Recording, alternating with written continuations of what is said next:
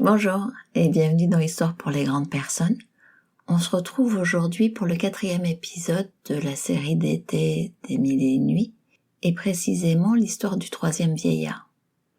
Je voudrais faire un petit préambule, je voudrais m'excuser par 2 fois. La première, c'est que pour les quelques personnes qui ont écouté le 3e et qui se sont rendues compte que je m'étais trompée de fichier, je suis désolée. En fait, c'est l'expérience de la honte, le truc où vous vous rendez compte que vous avez fait quelque chose qui vous met très très mal à l'aise et où presque vous pourriez vous mettre les mains devant les yeux en disant « Oh mon Dieu, la honte !» Bon, c'est un sujet de réflexion en fait. Qu'est-ce que je fais de ça ? Qu'est-ce que je fais de cette gêne et qu'est-ce que ça vient toucher ? Est-ce que c'est une question d'ego ? Est-ce que c'est une question de gêne ?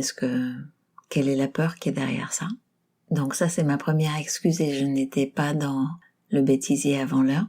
Et la deuxième, c'est que peut-être l'entendez-vous, mais je suis très prise, ma voix est très prise et j'espère que ce n'est pas autre chose que juste la voix prise. En tout cas, il se peut que la qualité sonore de ce que je vais vous partager aujourd'hui soit un peu plus compliquée. Et ce ne sont pas des coquetteries pour travailler ou jouer avec la voix, c'est juste que, voilà, elle est assez abîmée.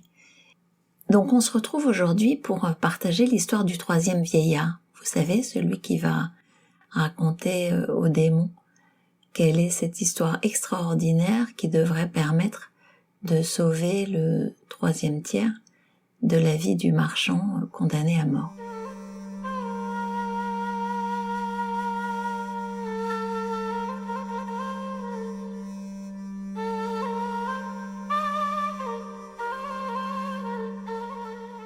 Souverain et maître des démons. Cette mule, oui vous vous rappelez, il est accompagné d'une mule. Cette mule fut mon épouse. Il m'arriva de partir en voyage et je la quittai toute une année. Une fois mes affaires faites, je revins.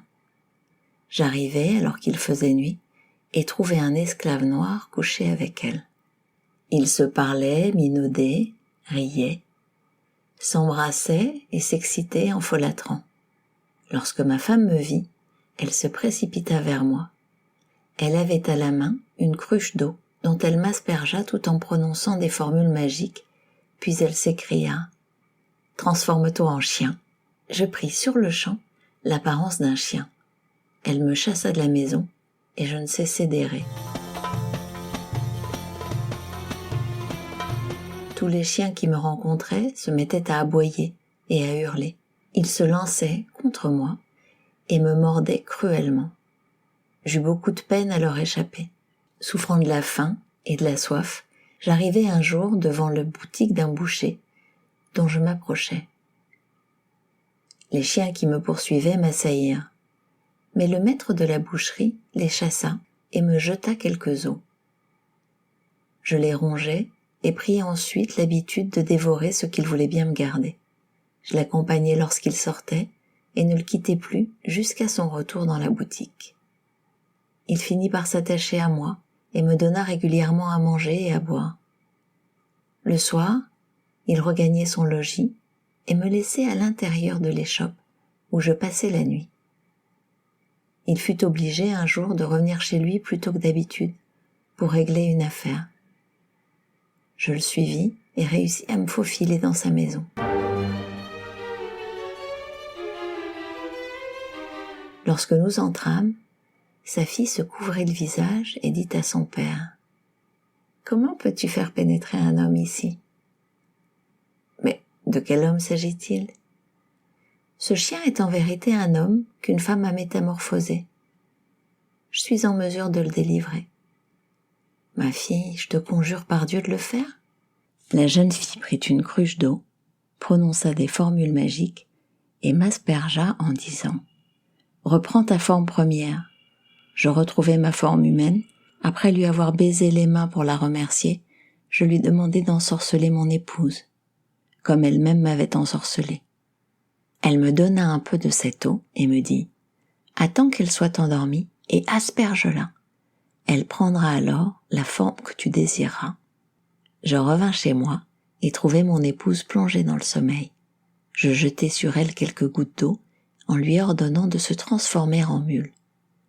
Aussitôt, elle se métamorphosa. Je la saisis par la crinière et la fis descendre au bas de la maison où je l'attachais. Le lendemain, je lui passai un mors, la sanglai et la battais. Je me munis d'une cravache en cuir et depuis, je la monte chaque jour. C'est cet animal que tu vois aujourd'hui de tes propres yeux, souverain et maître des démons. Le vieillard se tourna vers la mule et lui demanda si ce qu'il venait de raconter était vrai. Elle opina de la tête. Tout entier au plaisir qu'il en avait goûté, le démon lui permit de racheter le dernier tiers de la vie du marchand et annonça à celui-ci qu'il lui accordait la vie sauve. Le brave homme remercia les 3 vieillards qui le félicitèrent pour l'heureuse issue de son aventure. Et chacun d'entre eux revint dans son pays. Et vous savez ce qui se passe après ? Scheherazade s'adresse au roi et lui explique que ce conte est moins étonnant que celui du pêcheur. Mais ça, celui du pêcheur, c'est l'histoire d'après. Merci d'avoir écouté cet épisode. Je vous retrouve prochainement, à la fois pour une nouvelle histoire des 1001 nuits, et puis sous une huitaine, pour un conte à réfléchir, un conte à penser. À bientôt dans Histoire pour les grandes personnes. Au revoir.